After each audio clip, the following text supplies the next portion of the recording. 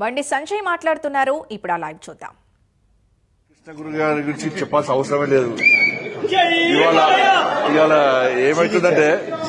ఏమవుతుందంటే అనేక కాలేజీలో కానీ స్కూళ్లలో కానీ ఫంక్షన్లో కానీ అంతకుముందు ఏం గిఫ్ట్ ఇస్తావు అని చెప్పి అడిగేవాళ్ళు. రేపు ఏం చేద్దామనేవారు. ఇప్పుడు క్లాస్ రూమ్లు కాలేజీలే బాలకృష్ణ గారి సినిమాని చూడాలని చెప్పి బెట్టింగ్ పెట్టుకుని ఇలా సినిమాలు చూసే పరిస్థితి వస్తుందంటే అది బాలకృష్ణ గారి గొప్పతనం. ఇవాళ ఆ వయసులో ఇలా ఎన్టీ రామారావు గారిని మైమర్పించే విధంగా ఎన్టీ రామారావు గారు లేరు అన్నటువంటి విషయాన్ని ప్రజలు ఎవరు ఊహించుకుంటలేరు. ఇలా బాలయ్య గారి రూపంలో ఇవాళ ఎన్టీఆర్ చూసుకుంటున్నాం. ఇవాళ అటువంటి ఒక గొప్ప నటుడు బాలకృష్ణ గారు. నిజంగా వారు వేషధారణ వారిని చూస్తుంటే నిజంగా శివుడే ప్రత్యక్షమైనటువంటి పరిస్థితి మనకు కనబడుతుంది. అటువంటి గొప్ప నటుడు బాలకృష్ణ గారు. నిజంగా చాలా అద్భుతమైనటువంటి ఈ సినిమాటోగ్రఫీ కానీ అవన్నీ చూస్తుంటే మొత్తం లీనపైనమైపోయినాం అందరం కూడా. కాబట్టి ఆ మంత్రాలు, ఆ ఉచ్చారణ, ఆ శ్లోకాలు అవన్నీ కళ్యాణ్ గారు నిజంగా మీరు ఎట్లా కష్టపడ్డారో అవన్నీ మీకు ఎట్లా వచ్చినాయో అది మాకు ఉపయోగపడేది. మాకు కూడా చాలా గొప్ప ఆలోచన. కాబట్టి ఈ సినిమా యూనిట్ అందరు కూడా దానిలో అందరు కష్టపడ్డారు. అందుకే బోయపాటి సీనియర్ వారి యొక్క డైరెక్షన్ అంటేనే చాలా మంది భయపడతారట. ఎందుకంటే వారు అన్నిటికీ తెగించి షూటింగ్ తీస్తారు. దేనికి భయపడకుండా ధైర్యంగా షూటింగ్ తీస్తారు. ఎక్కడ కాంప్రమైజ్ కారు. కాంప్రమైజ్ అనేది వారి డైరెక్షన్ లో ఉండదని చెప్పి సినిమా మొత్తం చర్చించుకుంటా ఉంటారు ఈ సినిమా రంగంలో. నిజంగా ఇవాళ చూసినాక వాస్తవం అనిపిస్తుంది నాకు కూడా. కాబట్టి ఇటువంటి ఆ సినిమాలను మనం ప్రోత్సహించాల్సిన అవసరం ఉంది. నేను మళ్ళీ ఆ సినిమా రంగానికి బోయపాటి శ్రీని గారి యొక్క అటువంటి డైరెక్టర్స్ అందరూ కూడా చెప్తున్నాను. సనాతన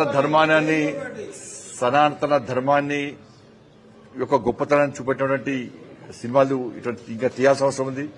అదేవిధంగా ఈ దేశంలో ఉన్నటువంటి పరిస్థితులను తెలుసుకొని, ఈ దేశంలో అంతర్గతంగా జరుగుతున్నటువంటి దాడులను తెలుసుకొని దేశభక్తియుత మూవీస్ కూడా తీయాల్సిన అవసరం ఉంది.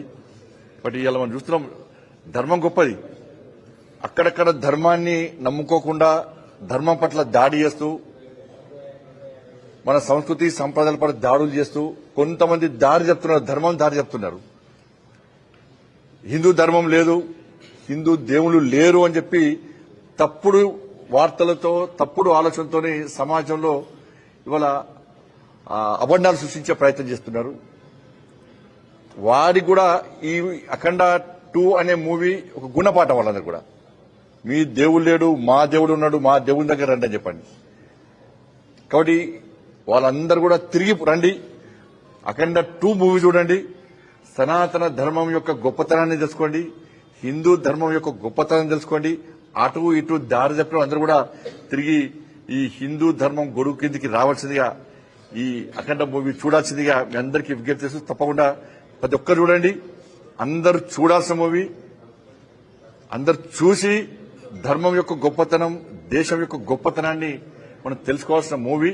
కాబట్టి మీడియా ద్వారా అందరికీ విజ్ఞప్తి చేస్తున్నాను, ఇలా అందరూ సకుటుంబ సమేతంగా చూడాల్సిందిగా మీ అందరికీ అప్పీల్ చేస్తూ ఇటువంటి మూవీస్, ఇటువంటి భక్తి దేశభక్తితో కూడినటువంటి సినిమాలు తీసేటువంటి ఆ శక్తిని, ఆ సామర్థ్యాన్ని ఆ పరమేశ్వరుడు మన బోయపాటి శ్రీను గారు లాంటి డైరెక్టర్లకు అందించాలని చెప్పి, నటించేటువంటి శక్తి ఆలోచన బాలకృష్ణ గారు లాంటి నటులకు అందించాలని చెప్పి, ఇటువంటి సినిమాలను ప్రోత్సహించేటువంటి ఆలోచన సమాజానికి అందించాలని చెప్పి ఆ పరమేశ్వరుని వేడుకుంటూ భారత్ మాతాకి జై, జై శ్రీరామ్.